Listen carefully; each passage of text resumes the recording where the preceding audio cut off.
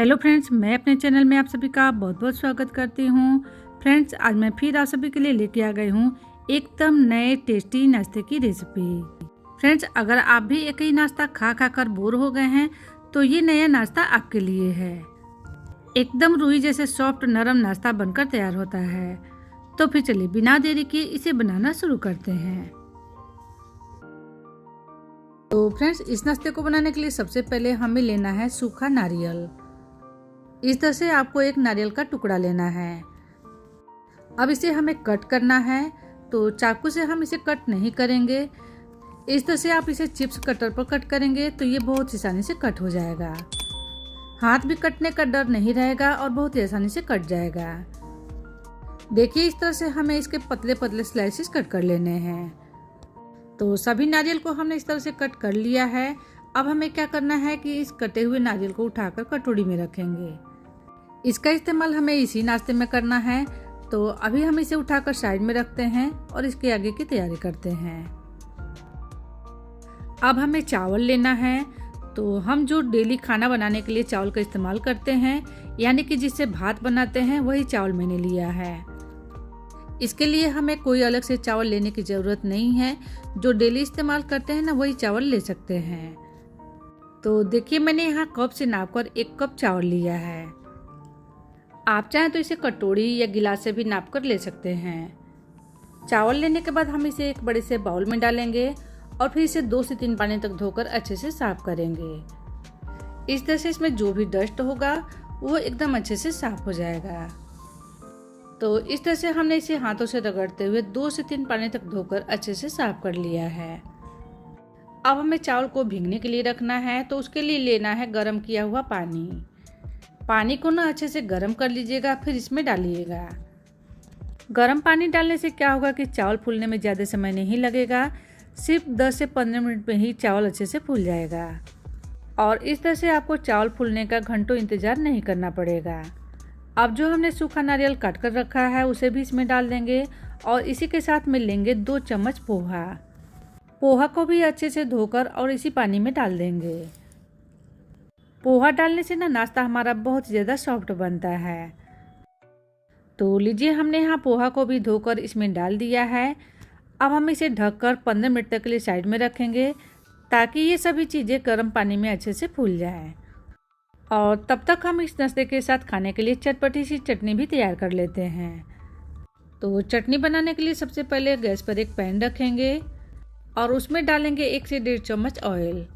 मैंने यहाँ सरसों के तेल का इस्तेमाल किया है। आप जो तेल खाते हैं ना, वो तेल ले सकते हैं। तेल जब अच्छे से गर्म हो जाएगा तो इसमें डालेंगे 1 चम्मच उड़द की धुली हुई दाल और साथ ही में डालेंगे 1 चम्मच चने की दाल। दोनों दालों को लेने के बाद पहले हमें इसे कपड़े से पोंछकर साफ कर लेना है, फिर इसमें डालना है। अब डालेंगे इसमें 5 से 6 कलियां लहसुन और 1 इंच टुकड़ा अदरक का।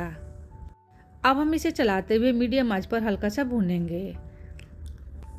अब इसमें डालेंगे 3 से 4 सूखी हुई लाल मिर्च। अगर आप ये चटनी बच्चों के लिए बना रहे हैं तो 1 या 2 लाल मिर्च ही डालिएगा। और साथ ही में डालेंगे 1 छोटे साइज का इस तरह से लंबाई में कटा हुआ प्याज। अब हमें दाल के साथ साथ प्याज को भी चलाते हुए हल्का सा भूनना है। प्याज का कलर हमें ज़्यादा लाल नहीं करना है, बस इसे हल्का सा ही भूनना है। तो देखिए, प्याज भी हमारा हल्का हल्का सा भून चुका है। अब हम इसमें डालेंगे टमाटर। तो मैंने यहाँ 2 मीडियम साइज के टमाटर लिए थे और उसे इस तरह से लंबाई में कट करके लिया है। टमाटर डालने के तुरंत बाद हम इसमें नमक भी डाल देंगे। इससे क्या होगा कि टमाटर बहुत ही जल्दी गलना शुरू हो जाएगा। अब हम इसे चलाते हुए 1 से 1.5 मिनट तक के लिए तेज आंच पर भूनेंगे। उसके बाद गैस की फ्लेम को धीमा कर लेंगे और फिर इसे ढककर पकाएंगे। इस तरह से टमाटर गलने में ज़्यादा समय नहीं लगेगा। सिर्फ 3 से 4 मिनट में ही टमाटर अच्छे से गल जाएगा। तो देखिए, टमाटर भी अच्छे से गल चुका है। अब हमें गैस की फ्लेम को बंद कर देना है और पहले इसे बिल्कुल अच्छे से ठंडा कर लेंगे। और जब ये बिल्कुल अच्छे से ठंडा हो जाएगा तब हम इसे डालेंगे मिक्सर जार में। और जार में डालने के बाद अब हम इसे बारीक पीस कर तैयार कर लेंगे। तो लीजिए, चटनी भी हमारी पीस कर तैयार हो चुकी है। पीसते समय मैंने इसमें 2 चम्मच पानी ऐड किया था। चटनी को पीसते समय आप इसमें ज़्यादा पानी का इस्तेमाल नहीं कीजिएगा। क्योंकि ये चटनी थोड़ी गाढ़ी रहती है तो बहुत ज़्यादा टेस्टी लगती है। तो लीजिए, चटनी को पीसकर मैंने तैयार कर लिया है और इसे बाउल में निकाल लिया है। अब इसमें हमें लगाना है तड़का। तो तड़का लगाने के लिए हमने 1 चम्मच तेल को अच्छे से गर्म कर लिया है और उसमें डाल दिया है 1/4 चम्मच जीरा और 1/4 चम्मच काला सरसों और साथ ही में डाल दिया है 3 से 4 करी पत्ते। और जैसे ही ये हल्का सा फ्राई होगा, इसे हम गर्मा गर्म चटनी में डाल देंगे। ये चटनी बहुत ज़्यादा सिंपल होता है, लेकिन आप इस नाश्ते के साथ इसे खाएंगे ना तो इस नाश्ते का टेस्ट और भी ज़्यादा दुगुना हो जाएगा। तो लीजिए फ्रेंड्स, बातों ही बातों में चटपटी सी चटनी भी तैयार हो चुकी है। अब हम इसे उठाकर साइड में रखेंगे और इसके आगे की तैयारी करेंगे। तो अब यहाँ चावल को भी रखे हुए 15 मिनट का समय हो चुका है। आप देख सकते हैं कि चावल हमारा कितने अच्छे से फूल चुका है। जब मैं इसे तोड़ रही हूँ तो ये बहुत ही आसानी से टूट जा रहा है। अब हमें क्या करना है कि इसका सारा पानी अलग कर लेना है और इसे डालेंगे मिक्सर जार में। तो मैंने यहाँ मिक्सर का बड़ा वाला जार लिया है। सारे चावल को एक साथ इसमें डाल देंगे। आप अगर इसे छोटा वाला जार में पीस रहे हैं तो 2 बार में पीस सकते हैं। चावल डालने के बाद अब हमें इसमें पानी डालना है। तो जिस कप से नापकर हमने चावल लिया था, उसी कप से नापकर हमें इसमें पानी भी डालना है। और जितना आपको चावल लेना है उतना ही आपको पानी भी डालना है। तो 1 कप चावल के लिए मैंने इसमें 1 कप पानी डाल दिया है। अब इसका ढक्कन बंद करके इसे हमें एकदम बारीक पीसकर तैयार कर लेना है। तो देखिए, मैंने यहाँ चावल को भी पीसकर तैयार कर लिया है। अब इसे एक बड़े से बाउल में निकालेंगे और चावल के पेस्ट को निकालने के बाद अब इसमें डालेंगे दही। तो मैंने इसमें 2 चम्मच दही डाल दिया है। दही डालने से क्या होता है कि नाश्ता हमारा बहुत ही ज़्यादा सॉफ्ट बनकर तैयार होता है। तो मैंने इसमें 2 चम्मच दही डाल दिया है। साथ ही में डालेंगे टेस्ट के अकॉर्डिंग नमक। ये सभी चीज़ें डालने के बाद हम इसे एक बार अच्छे से फेंट लेंगे, जिससे ये सभी चीज़ें आपस में अच्छे से मिक्स हो जाएंगे। और फेंटने के बाद मैं आपको इसकी कंसिस्टेंसी नज़दीक से दिखा रही हूँ कि हमें इसे कितना गाढ़ा रखना है। मैंने इसे नहीं तो ज़्यादा गाढ़ा रखा है और नहीं तो ज़्यादा पतला रखा है। जैसे हम डोसा के लिए बैटर तैयार करते हैं, बस उसी तरह का इसका भी बैटर तैयार करना है। तो देखिए, बैटर भी हमारा तैयार हो चुका है। अब हमें इसमें डालना है इनो। तो आधा चम्मच हमने इसमें इनो डाल दिया है। इससे ज़्यादा हमें इनो नहीं डालना है। और इनो डालने के बाद हम इसके ऊपर थोड़ा सा पानी डालेंगे, लगभग 1 से 2 छोटा चम्मच। और एक बार और बैटर को अच्छे से मिला लेंगे। अब ये बैटर हमारा नाश्ता बनाने के लिए एकदम परफेक्ट तैयार हो चुका है। अब हम चलते हैं गैस की तरफ नाश्ता तैयार करने। तो नाश्ता बनाने के लिए मैंने यहाँ गैस पर नॉन स्टिक पैन रख लिया है। आप चाहें तो इसे तवे पर भी बना सकते हैं। पैन रखने के बाद हम एक कॉटन का कपड़ा लेंगे। कपड़े के ऊपर हल्का सा ऑयल लगाकर इसे पैन में लगाएंगे। इस तरह से बहुत ही हल्का सा ऑयल लगेगा और साथ ही साथ नाश्ता हमारा पैन में बिल्कुल भी नहीं चिपकेगा।